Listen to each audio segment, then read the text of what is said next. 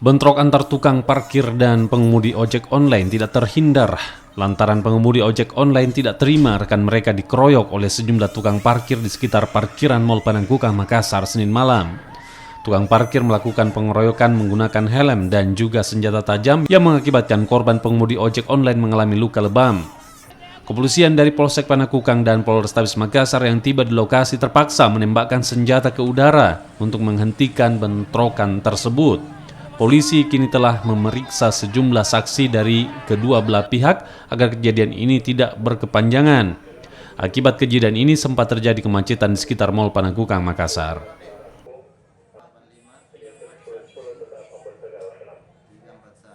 Dia ambil orderan, terus dia parkir motornya sebentar sekali, langsung dipukul di situ. Sama tukang beca motor itu?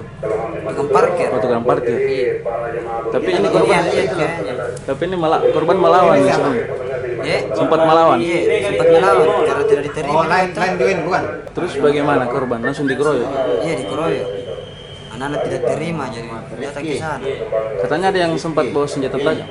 Iya, banyak yang bawa senjata tajam anak di sana, anak tukang parkir. Tukang parkir. Iya, saya sempat dikena juga. Bukan Ya, terkait masalah pidana tetap kita akan proses ya.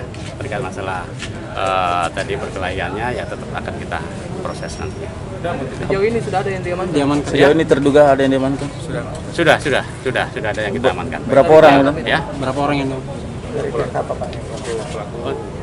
Untuk pelaku satu ya, ada korban, ada pelaku ya, termasuk ya mungkin nggak ada kaitannya juga kita ambil keterangan dan sebagai saksi.